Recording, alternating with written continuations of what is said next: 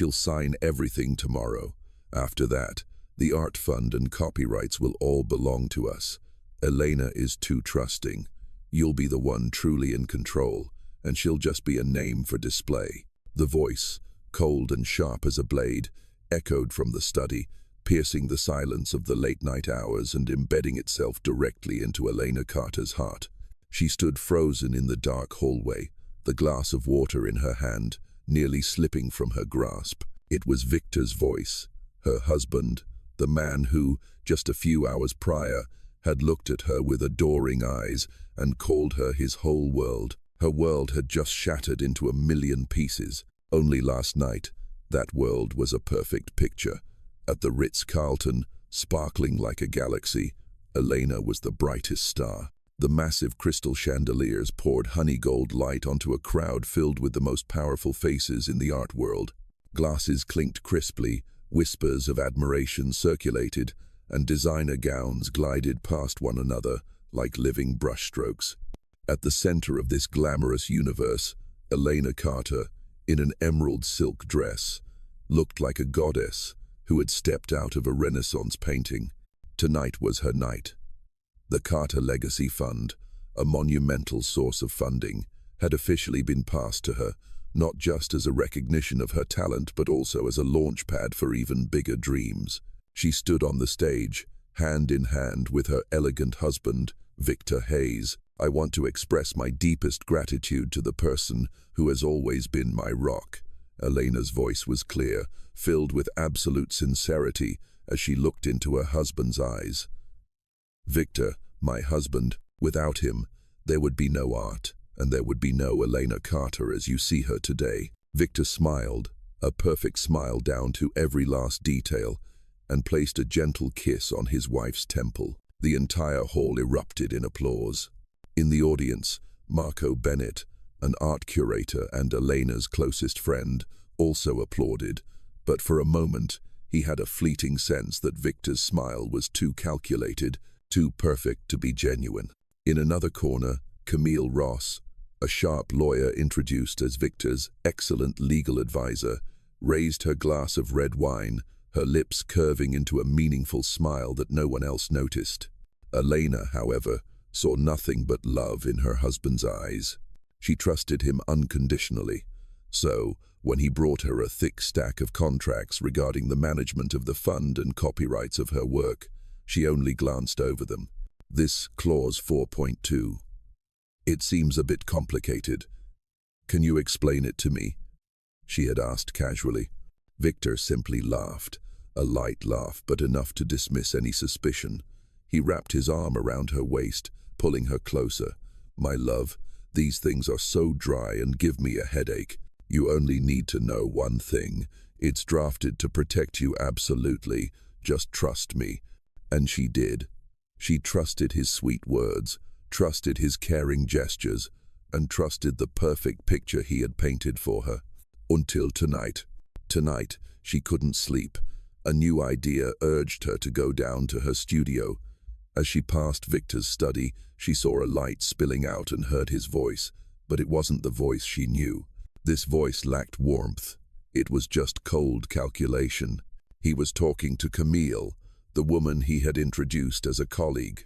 "Elena is too trusting. She'll sign tomorrow. When she does, the entire fund and art copyrights will belong to us. Elena is too blinded by love. Soon enough, the name Elena Carter will just be a decoration in her own exhibition." Each word was like a shard of broken glass cutting into her mind. Her trust, her love, it was all just a tool for his scheme. He, the man to whom she was ready to give her whole world, was now conspiring to turn her into a puppet, a mere decoration in her own life and career. The ground beneath Elena seemed to give way. She retreated hastily into the shadows, one hand clamping over her mouth to stifle the choked sob that threatened to escape. Inside, Victor ended the call. The sound of his footsteps moved toward the door. Elena held her breath, her heart pounding frantically as if it would burst from her chest. The door opened. Victor looked around, found nothing out of the ordinary, and closed it again. Elena stood there, In the darkness, in the deathly silence of the house, the perfect velvet curtain of her life had just been torn apart, revealing a rotten and horrifying truth. The man she trusted and loved the most had just plunged a knife straight into her heart without a single moment of hesitation. But he had gotten one thing wrong. Elena Carter might have been blinded by love, but she was not a puppet. And he was about to face an artist who had transformed her deepest pain into the most powerful source of inspiration. His act might be coming to an end, but her performance had only just begun. That night, Elena did not cry. Her tears seemed to have frozen along with her heart. The pain did not dissolve into weak despair. It crystallized into something hard and sharp. The next morning, she still made breakfast for Victor, still smiled when he talked about his plans for the day. But it was the smile of an actress on a stage, a smile calculated down to every muscle twitch.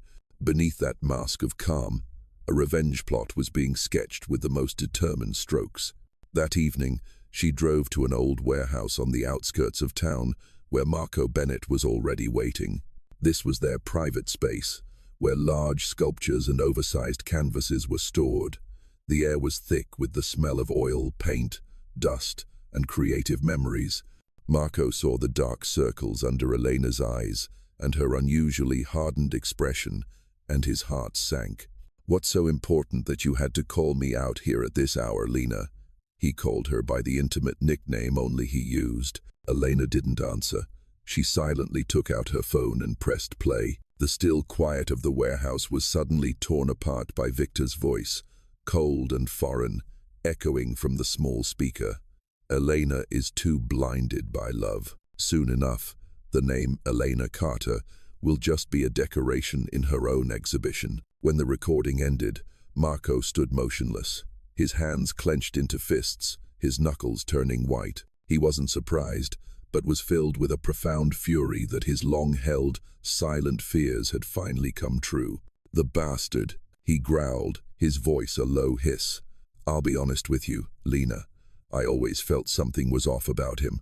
The way he looked at your paintings. He didn't see the soul in them. He only saw the numbers." Elena sank onto a wooden crate, her chest feeling as if a stone was weighing it down, yet there was not a single tear in her eyes. They blazed with a fire of determination. "I was so foolish, Marco. I painted a perfect world and locked myself inside it, but I won't let him destroy everything. I won't let him turn me into a decoration." Her voice trembled at first, but became steel-hard by the end of the sentence. Marco sat down beside her, placing a steady hand on her shoulder. "You're not alone. I'll help you. Whatever it takes. He wants a play. We'll give him the performance of a lifetime." They wasted no time.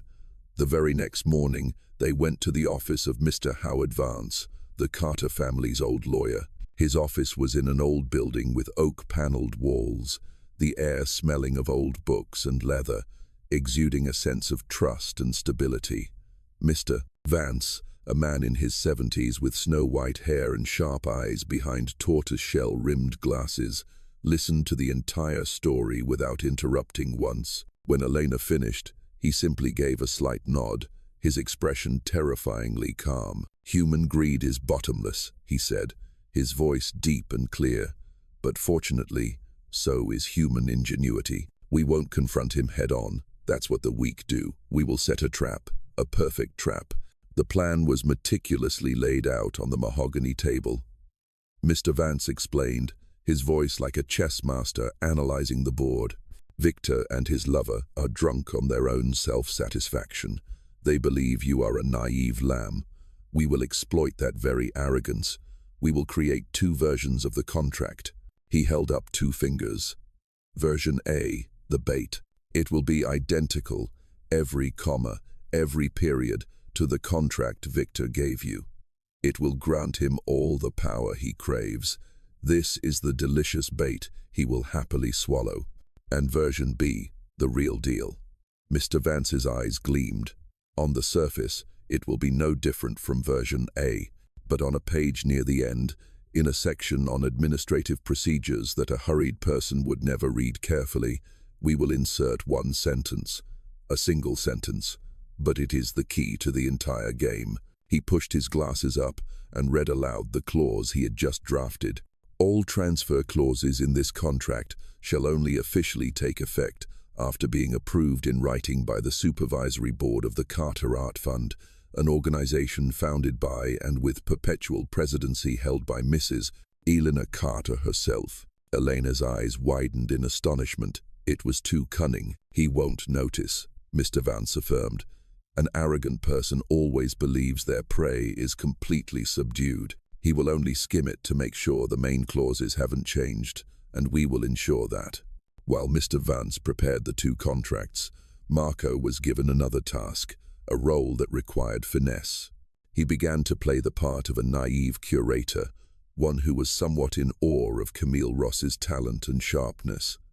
He arranged to meet her at a luxurious downtown cafe, the kind of place Camille frequented.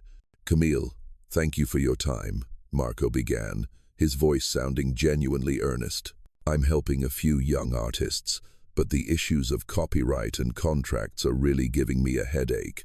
I heard you're a leading expert, so I was bold enough to ask for some advice." Camille, being conceited, easily took the bait. Her ego was stroked. She leaned back in her chair, arms crossed, adopting the air of a master bestowing knowledge. "Marco, you really do have a heart for artists," she said, subtly boasting, "but sometimes they're too much of a dreamer. They need a more practical person to handle things. Just like Elena, she has Victor, a perfect combination." Marco pretended to nod in agreement, his eyes wide with admiration. "That's so true. Victor is amazing. He handles everything for Elena. The legal plan he and you built together must be so brilliant." Camille smiled triumphantly, the smile of someone who believes they hold the world in their hands. "Brilliant is an understatement, Marco. It's a masterpiece. It guarantees their future with absolute security." The tiny voice recorder in Marco's jacket pocket silently captured her every conceited word. In the following conversations, he skillfully prompted Camille to reveal more details about their smooth plan for a transfer of power. Every word she spoke was evidence against herself. A few days before the signing, Elena's act reached its climax. Victor walked into the studio and saw her sitting by the window, holding version A, the bait. The afternoon sun fell on the page, and her expression looked pensive. He approached, his voice full of his trademark feigned concern. "What's wrong, my love? Still having doubts? I told you not to worry." Elena looked up. For a moment, her eyes were deep and empty, but they quickly filled with a radiant and relieved smile. It was the best performance of her life. "No, I'm done reading," she said, her voice sweet. "It's perfect, Victor. Every word shows how much you've thought of me. I'm just so touched." She stood up, wrapped her arms around his neck, and hugged him trustingly. "Thank you. I trust you completely." Victor was fully reassured. He held her tight, taking a deep breath of her familiar scent of oil paint and perfume. He had won. The prey was completely in the trap. He had no idea that he was the one being held tightly in a carefully calculated embrace, and the real trap was just waiting to spring. The annual Carter Foundation Art Gala was not just an event, it was a stage. And tonight, that stage was set not to celebrate art, but to pass judgment on betrayal. The atmosphere in the grand ballroom of the Plaza Hotel was opulent and buzzing. Massive crystal chandeliers cast a warm glow, sparkling on champagne glasses and expensive jewelry. The city's elite had gathered, wealthy collectors with sharp eyes, discerning art critics ready to judge, and an army of journalists and photographers poised to capture every priceless moment. Victor Hayes was the center of attention. In a perfectly tailored Tom Ford suit, he stood on the stage, microphone in hand, looking as confident and charming as a movie star. He delivered an eloquent speech about love, about his unwavering support for his genius wife. His voice was warm and emotional, bringing tears to the eyes of many ladies in the crowd. "Someone asked me what Elena's secret to success is," he said, his gaze fixed on Elena in the front row. I only have one answer. It's because she dares to love and dares to trust. And I, ladies and gentlemen, am the luckiest man in the world to be the recipient of that love and trust. Elena, in a stunning wine-red gown, sat with her back straight, maintaining a strangely serene composure. She applauded as he finished his speech, a faint smile on her lips. But if anyone looked closely at her eyes, they would see there was no warmth in them. They were cold and still, like a winter lake. In a secluded corner near the bar, Camille Ross raised a glass of champagne. She wore a figure-hugging black dress that showcased her captivating silhouette. Her eyes never left Victor, an intense gaze filled with admiration, desire, and the joy of imminent victory. She took a sip of her drink, savoring the taste of her soon-to-be success. Finally, the moment everyone, for different reasons, had been waiting for arrived. The MC of the event grandly announced, "And now, to mark a new chapter for the Carter Legacy Fund, please welcome Mrs. Elena Carter and Mr. Victor Hayes to the stage for the official signing ceremony of the management contract." A mahogany table was wheeled out to the center of the stage by two staff members. Mr. Howard Vance, in his role as supervising lawyer, stepped up with a dignified presence. He placed the thick stack of contracts on the table. It was version B, the real one, perfectly swapped in when no one was paying attention. Its dark blue leather cover looked identical to the contract Victor had given Elena. Victor strode forward, gallantly pulling out a chair for his wife. He leaned in and whispered in her ear, just loud enough for her to hear, "Ready to become a queen, my love." Elena didn't reply. She simply sat down, her gaze fixed on the document in front of her. Before picking up the Mont Blanc pen Victor had prepared, Elena unexpectedly took the microphone from the table.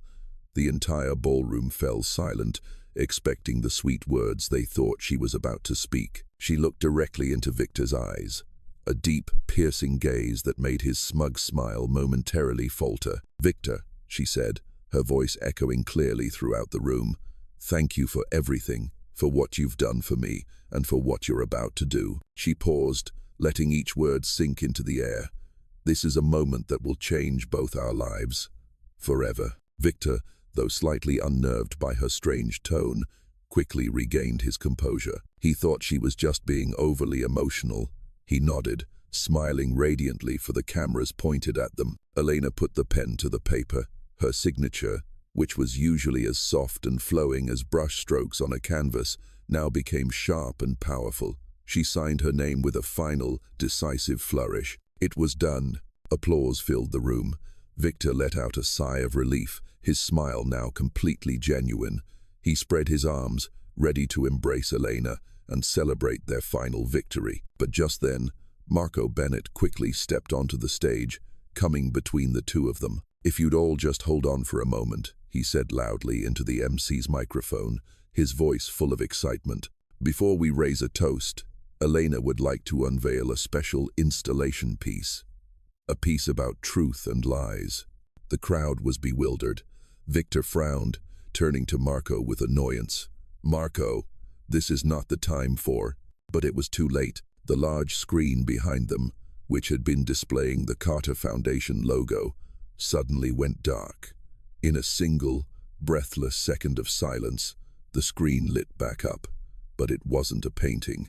It was screenshots of emails and messages from Zalo between Victor and Camille. The text was crystal clear, discussing transferring money to offshore accounts, how to take over the board of directors, and the step-by-step plan to remove Elena from the art fund that bore her own name. Victor froze, his face turning paper white. Cold sweat broke out on his forehead. "Stop! Stop this at once!" he yelled, his voice cracking with panic. "This is fake, slander. Someone is trying to frame us." As he was shouting, Marco remained chillingly calm. He held up his phone, connecting it to the sound system, and then he pressed play. Victor's cold, cruel voice echoed throughout the ballroom, clear to the last syllable. "Elena is too blinded by love. Soon enough, the name Elena Carter will just be a decoration in her own exhibition." A deadly silence fell over the entire room. All whispers died out. All eyes turned toward Victor, the man who, just moments before, had been a devoted husband, now exposed as a heartless fraud. Camera flashes erupted like a storm, capturing the moment of his downfall. Elena stood tall, facing her trembling husband. She took the microphone. "I signed," she said, her voice sharp and unwavering, "but not the contract you prepared. All evidence of your betrayal and conspiracy to defraud, along with your accomplice's confession, has been submitted to the court." As if by perfect design, the grand oak doors of the ballroom swung open. Two uniformed police officers, with grave expressions, walked in. They went straight to the stage. "Victor Hayes, you are under arrest for fraud and conspiracy to commit asset appropriation." The cold steel of the handcuffs locked around his wrists. At the same moment, another officer approached Camille Ross, who stood frozen in a corner of the room, her glass slipping from her hand and shattering on the marble floor. The curtain had fallen on the play, and on her own stage, Elena Carter was not a decoration. She was the director. The earthquake from the gala night spread at lightning speed. A few days later, Elena's studio was no longer a quiet creative space. It had become the epicenter of a media storm. Stacks of newspapers piled up in a corner, all with her photo on the front page and sensational headlines. "The Art of Revenge. Artist takes down betrayer on the stage of justice. Elena Carter." The new symbol of empowerment. Her phone rang non-stop. Hundreds of emails and messages from friends, fans, and even strangers expressed their admiration. Elena sat in her familiar space, holding a cup of cold tea, looking out the window. She felt a weary sense of relief. The nightmare was over, but its aftershocks still lingered. Marco walked in, placing a document folder on the table. "I've drafted the fund's restructuring proposal," he said, his voice still a little excited. "We'll establish a new, transparent, and ethical oversight board." Elena turned to look at her loyal friend. "Marco, you're not just my curator anymore." She stood up and walked toward him. "I need a partner, someone I can trust completely. I want you to be the vice president of the Carter Fund." Marco was stunned for a moment, then a warm smile spread across his face. "That would be an honor, Lena." "No," Elena said, her voice firm. "The honor is mine." For a moment, they looked at each other, and a sense of peace, a hope for a new beginning, permeated the space. They had won, or so it seemed. 2 weeks later, as the media storm began to subside and the fund's restructuring was getting on track, a formally dressed delivery person arrived at the studio. He carried a large, thick envelope with the seal of one of the city's most prestigious and expensive law firms. "For Mrs. Elena Carter," the delivery person said, asking her to sign. Elena opened the envelope with a vague sense of unease. Inside was a legal document, hundreds of pages thick. On the very first page, a bolded heading jumped out at her. "Notice of lawsuit. Plaintiff, Blackwood Global. Claimant, Silas Blackwood." Marco, who was looking through some investment portfolios, rushed over when he saw Elena's pale face. He scanned the first few lines, and anger was clear on his face. "What the hell is this?" he roared. "He's suing us for gross mismanagement and damaging artistic credibility. He's using Victor's scandal against us." Elena continued to read, her voice trembling. "He's requesting the court to appoint a reliable third party to take over the fund's management to protect the artistic legacy, and that third party is his corporation." "This is ridiculous." Marco paced the room. "He's Silas Blackwood, the collector who bought The Echo of Silence for a record price at the auction. What is he trying to do? This is a blatant takeover attempt." Elena felt a chill run down her spine. It wasn't just anger, but a vague fear of a conspiracy even bigger than she could have imagined. Silas Blackwood was no fool. He was a shark, a ruthless predator notorious in the business and art worlds. He never acted without a reason. That night, they met at Mr. Howard Vance's office. The atmosphere was heavy, with only the rustling of paper as the old lawyer reviewed every page of the lawsuit. After a long while, he took off his glasses and rubbed the bridge of his nose. "This is not a regular lawsuit," he said, his voice low. "This is a meticulously calculated move. Blackwood isn't reacting, he's attacking." "But why?" Elena asked. "I have no feud with him." "Maybe the problem isn't with you," Mr. Vance said, his eyes sharpening. "I had a feeling something was off. I had someone do a little investigating into the relationship between Blackwood and Victor." He opened a drawer, took out a thin folder, and pushed it toward Elena. "Victor wasn't the mastermind, Elena. He was just a pawn. A greedy and arrogant pawn, but still just a pawn." Elena's hands trembled as she opened the folder.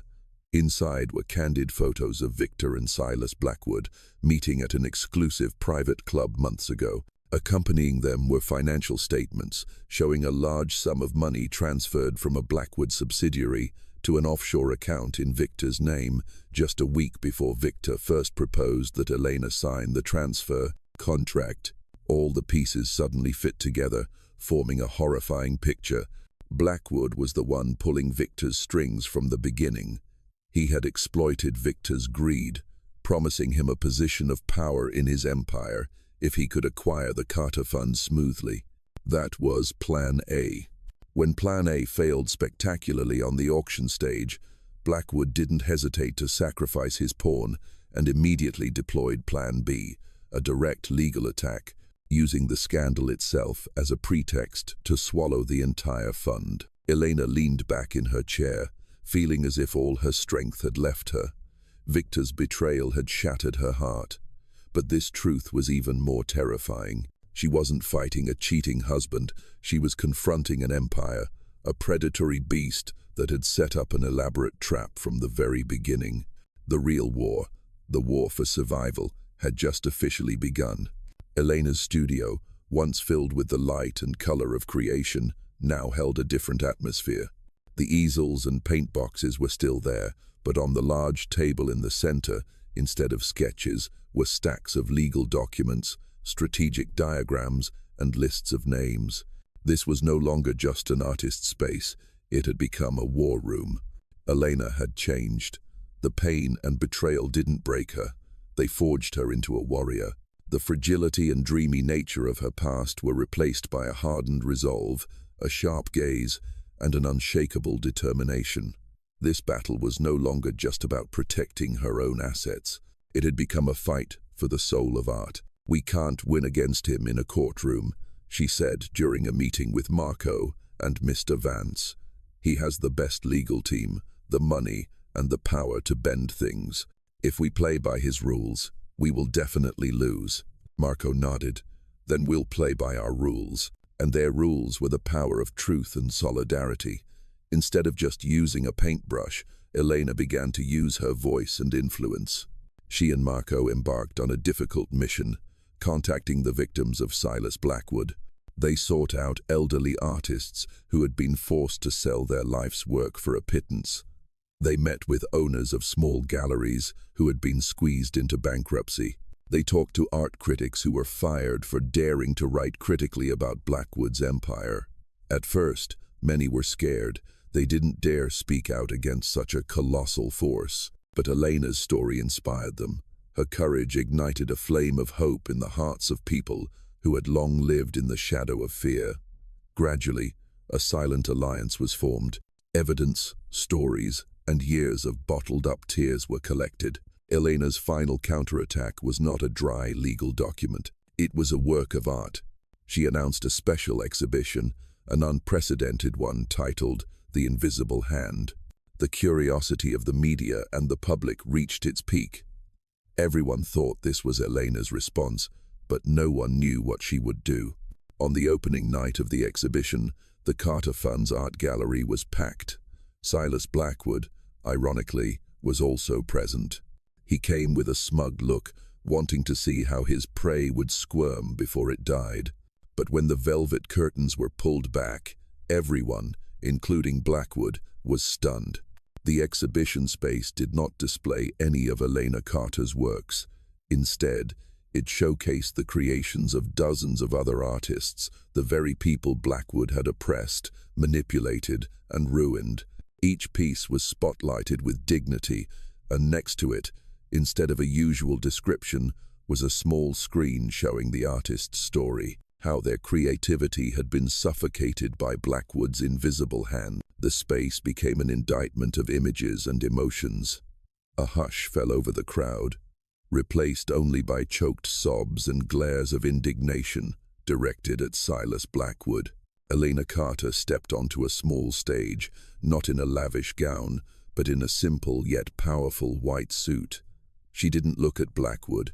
She looked directly at the crowd, at the cameras broadcasting live. "Art is born from freedom and creation," she said, her voice strong and resonant. "But for years, an invisible hand has been stifling that freedom, turning art into a tool of greed and power. That hand has destroyed not just careers, but the very souls of so many artists." She gestured to the works around her. "Today, these stories are no longer silent. We stand here not just to tell our own stories. We stand here to reclaim justice." She paused, taking a deep breath. "And to ensure no artist in the future has to endure this, I hereby solemnly announce the establishment of the Elena Carter Fund for Artistic Integrity. The fund will provide free legal aid, financial advice, and a solid platform to protect artists from predatory forces." It was a fatal blow. The ballroom erupted in thunderous applause. Silas Blackwood stood frozen in the crowd, his face drained of color. He had become the villain in the very play he had created. In the following days, a real storm erupted. The press exposed his empire. Partners withdrew. The authorities launched an investigation. He was forced to withdraw the lawsuit in silence and shame. Elena's fund was not just saved, it was reborn, stronger than ever, becoming a beacon of trust and ethics in the art world. Years later, in her sun-drenched studio, Elena Carter, now a legendary figure with silver in her hair but eyes still bright and full of passion, was guiding a young female artist. The girl, with eyes sparkling with admiration, looked at the paintings on the walls and asked, "Madam, of all the masterpieces you've created, which one is your greatest work?" Elena smiled, a gentle and contented smile. She didn't point to any of her paintings. Instead, she gestured toward the bronze plaque hanging prominently by the entrance, on which the logo and motto of the Elena Carter Fund for Artistic Integrity were engraved. "This," she said, her voice warm, "because it is not just my story. It ensures that thousands, even tens of thousands, of other masterpieces will be born in freedom and dignity." Elena Carter's legacy was not on a canvas. It was not valued by the numbers at auction. Her legacy was in the future of a whole generation of artists, an eternal testament that from the ashes of betrayal, a more brilliant flame can be ignited, lighting the way for a whole path forward.